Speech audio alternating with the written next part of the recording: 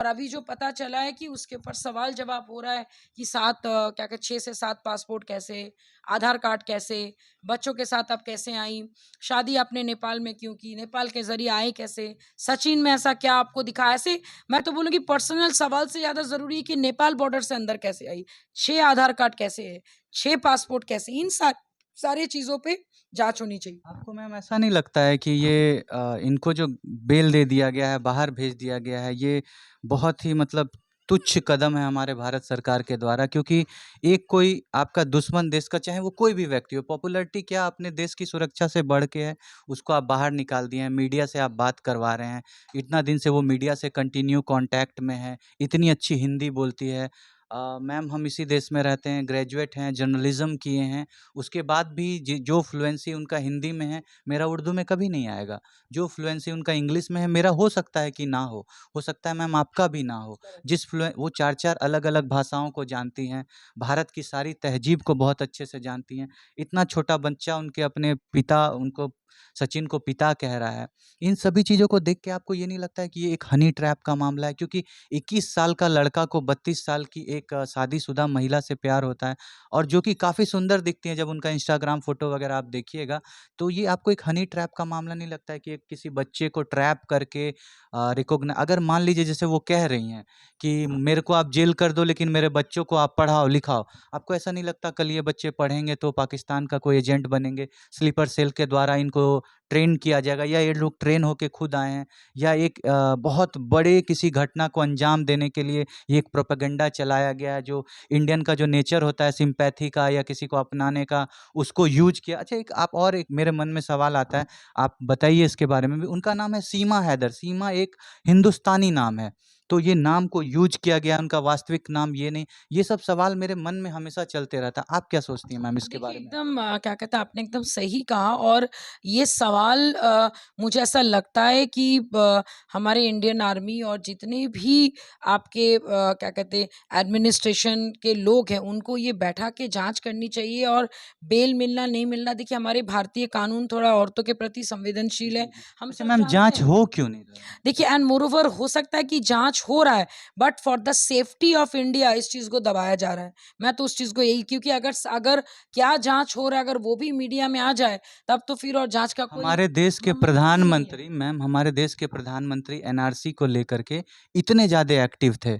आज कोई घुसपैठिया घर में घुस के आ करके पिछले 1.5 महीने से रह रहा है, और क्या हमारी एजेंसी इतनी छोटी है, इतनी तुच्छ है कि 1.5 महीने में वो ये नहीं पता कर पाई है कि इस और अगर पता हो या ना हो, कोई दूसरा आदमी अगर डायरेक्टली आपके घर आता है, आपको डायरेक्ट उसको डिपोर्ट करना चाहिए। ये हो क्यों रहा है? आप क्या सोचते हैं इसके देखिए, बारे और मैं तो सारे युवाओं को ये बोलूंगी कि भाई आप इसको लव एंगल मत देखिए। सबसे पहला प्रेम होना चाहिए आपको अपने देश के प्रति।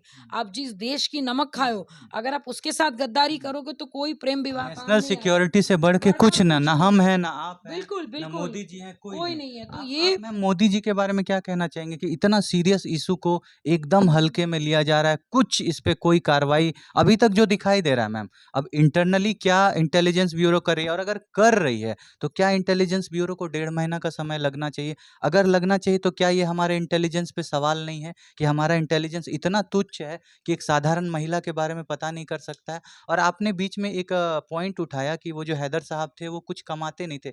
ये हमारा सचिन कौन-सा करोड़पति है, वो तो खुद रोड पे ऐसे ही घूमता-फिरता एक लड़का है 20-21 साल का।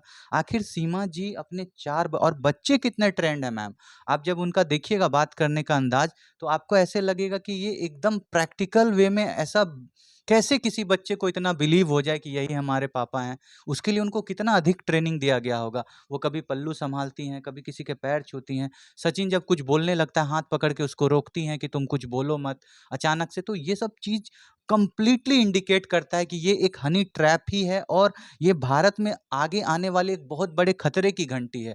तो आखिर हमारा जो इंटेलिजेंस है, इसको क्यों सीरियसली नहीं ले रहा है? क्या यहाँ पे भी कुछ लूप होल है मैम नहीं, आपके हिसाब मुझे से? ऐसा नहीं लगता है। देखिए, इंटेलिजेंस ब्यूरो पे सवाल उठाना, इंडियन सवाल उठाना, मतलब है कि आप अपने ही घर पे सवाल उठा रहे हो, वो मैं नहीं करना चाहती। एंड मुझे ऐसा लगता है कि ऑनरेबल पीएम ने बहुत पहले जो आपके एनसीआर वाला जो, एनआरसी हाँ में। सॉरी, एनआरसी जो उन्होंने लागू किया था उसको इमीडिएटली इम्प्लीमेंट करना चाहिए कि भाई जो ऑलरेडी यहाँ के रूट्स के नहीं उनको वापस भेज दिया जाए और वहाँ के हिंदुस्तानी को यहाँ पे लाया जाए।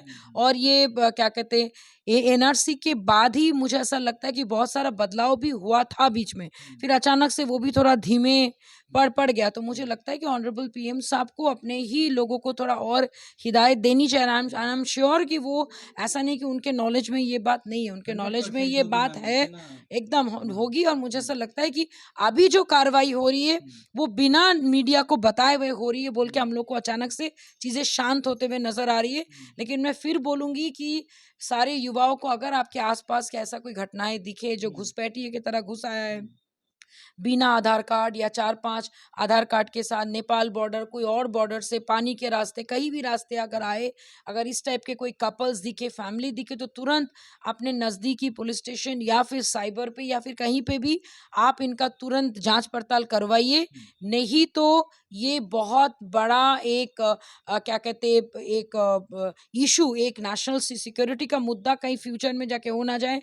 क्योंकि पूरे भारतवर्ष को छोड़कर बाकी सारे कंट्रीज को पता है, भारतवर्ष को तो पता ही है कि हिंदू राष्ट्र की घोषणा जो है बीजेपी करने वाली है और हिंदू हिंदू और हिंदू राष्ट्र की बात जो है बार बार एनडीए की सरकार कर रही है। तो कहीं ना कहीं उस चीज़ को रोकने के लिए या फिर अयोध्या का जो इतना बड़ा जो मंदिर का इनॉग्रेशन होगा उसको रोकने के लिए या फिर आपका इलेक्शन होगा, इन बहुत सारी चीज़ है, बहुत सारे अगर आप करोगे तो दुनिया भर का आपको डिटेल उसमें मिलेगा।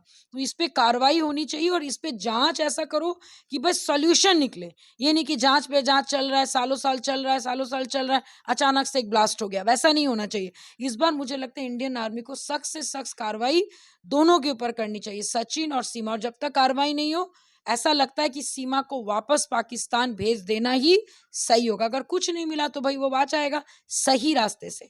आप अगर सही नहीं हो तो आप गलत रास्ता अपनाते हो, आप जब सही हो तो तब गलत रास्ता अपनाते नहीं हो। और जबकि उनके खुद के भाई पाकिस्तान के आर्मी में भी है तो उनको ये सब करने की जरूरत क्या पड़ी, मुझे तो समझ नहीं आ रहा। अच्छा, अगर देवयानी जी भारत की प्रधानमंत्री होती तो इस मुद्दे को कैसे हैंडल करती या अभी तक क्या प्रोसीजर कर चुकी होती? मैं सबसे पहली बात, सबसे पहले तो मैं सीमा हैदर को बिना किसी टर्म्स एंड कंडीशन के, बीइंग अ वुमन वाली फीलिंग नहीं रख के, बिना इमोशनल हुए मैं उनको वापस करती कि भाई तुमने शादी किया, इलीगली शादी की, अभी इलीगली आए आपको हो, आपको लगता है इलीगली आए हो तो इलीगली आए हो तो इलीगली वापस जाओ, वापस आना है तो लीगली वापस आओ। मेरे लिए लाइफ में कोई भी इलीगल हमारी काम सानिया का, मिर्जा गई थी वहां शादी देखो करके, शादी आप वैसे करके ही आ गई, सकती वैसे थी। भी आ सकती थी। तो सानिया मिर्जा जैसे आप जाओ आओ और आपका हमें कोई स्वागत दिक्कत, है, आपका फिर स्वागत आपका है। स्वागत लेकिन है। अगर आप ऐसे करोगे तो मैं होती तो मैं सीधा देन एंड देयर में वापस भेज देती और मैं सख्त से सख्त कार्रवाई करती। जो नेपाल बॉर्डर में जो लोग हैं जो बिना किसी मतलब का एक दो सवाल पूछ के आप उनको एंट्री दे दिए। और तीसरी बात, मैं सचिन के ऊपर भी निगरानी रखती और अगर इंडिया आ भी जाता तो मैं बेल तो इतना इसमें आसानी से सबसे नहीं बड़ा देती। कल्प्रिट तो सचिन है मैम, क्योंकि वही सारा प्लॉटिंग करके उनको यहाँ पे बुलाया है, वही वही बात है, सारा दिमाग लगाया है, बिल्कुल बिल्कुल। तो और वो क्या, भी बहुत बड़ा मैं गुनहगार तो है। बार बार बोल रही हूँ कि हम लोग सीमा के आर में सचिन को भूल रहे हैं। जस्ट बिकॉज वो हिंदू है बोल के वो दूध का धुला हुआ नहीं है। तो आप उस पे भी कार्रवाई कीजिए। सबसे ज्यादा कार्रवाई सचिन मीना के ऊपर होनी चाहिए और सीमा को वापस बोरिया बिस्तर के साथ 4 बच्चों के साथ हिंदुस्तान जिंदाबाद का नारे लगाते हुए पाकिस्तान भेज दो और पाकिस्तान में जाके हिंदुस्तान क्या कहते हैं जिंदाबाद का नारा लगाओ और जय श्री राम करके दिखाओ तो मैं जानू।